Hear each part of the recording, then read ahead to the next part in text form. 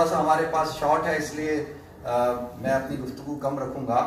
تو ہمارے درمیان ماشاءاللہ لندن کی مشہور معروف شخصیت اور میرے بڑے اچھے پیارے دوست، جب بھی ان کو دیکھتا ہوں چہرے پہ مسکراہٹ آ جاتی ہے. مومن کی نشانی بھی یہ ہے کہ اس کو دیکھ کر انسان کے چہرے پہ بشاشت آ جائے. بس میں سکون لندن کے روح رواں ہیں ماشاءاللہ، اردو زبان کے اوپر بہت کام کر رہے ہیں اور ہمارے اسلام چینل پہ ایک شو بھی کرتے ہیں. اس سے پہلے سے میرے دوست ہیں. تو سہیل زرار خلیج صاحب سے گزارش کروں گا کہ وہ آئیں اور حضور کی شان میں کچھ اشعار آپ حضرات کے سامنے پیش کریں، اور پھر اشعار پیش کر کے ہمارے جو دو مہمان حضرات ہیں ان کا مکمل تعارف آپ حضرات کے سامنے پیش کریں.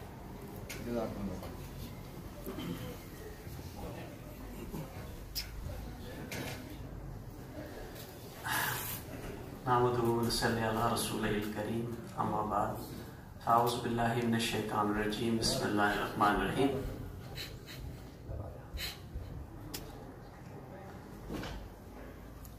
سب سے پہلے تو میں مفتی عبدالوہاب صاحب کا شکریہ ادا کروں گا کہ انہوں نے بہت مختصر وقت میں بہت خوبصورت محفل سجائی، اور یہ پرنور محفل ہے. یہ گھڑیاں سعادت مند گھڑیاں ہیں، یہ ایسے لمحات ہیں جو ضائع نہیں کیے جا سکتے.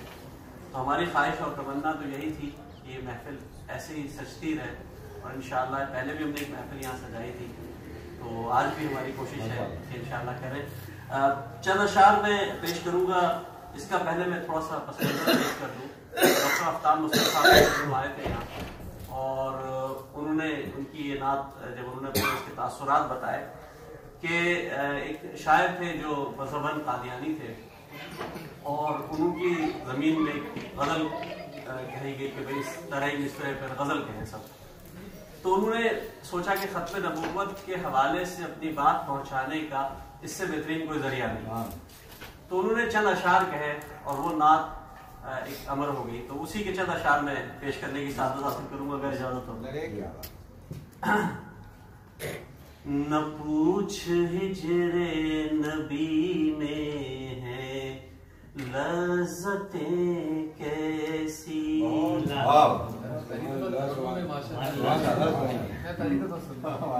نہ پوچھ ہجر نبی میں ہے لذتیں کیسی، نہ پوچھ ہجر نبی میں ہے لذتیں کیسی، سرور بخش ہے اس غم کی راحتیں کیسی، سرور بخش ہے اس غم کی راحتیں کیسی، مدینے جاتی ہے دن رات میرے دل کی لگن، مدینے جاتی ہے دن رات میرے دل کی لگن، لگن کو فاصلے کیسے مسافتیں کیسی، لگن کو فاصلے کیسے مسافتیں کیسی، جو رب نے خاتم مرسل کہا محمد کو، جو رب نے خاتم مرسل کہا محمد کو، تو اس میں حجت کیسی وضاحت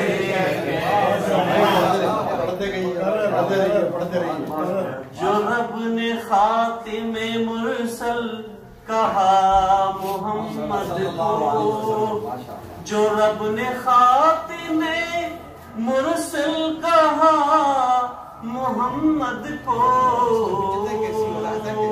تو اس میں حجت کیسی وضاحت کیسی. اور شعر دیکھیے گا جو پورے نظم کا سبب بنا تھا نعت کا. ہوائے ختم نبوت کے سامنے گئے کیوں، ہوائے ختم نبوت کے سامنے گئے کیوں،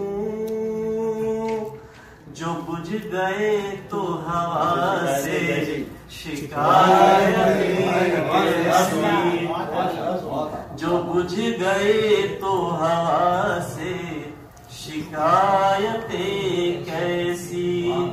استاد محترم دیکھیے گا، آپ سمجھیں گے اس شعر کو کہ جو اشارہ ہے اس میں خاص کر کے، علیم ہو کے بھی منکر ہو جو محمد کا، علیم ہو کے بھی منکر ہو جو محمد کا،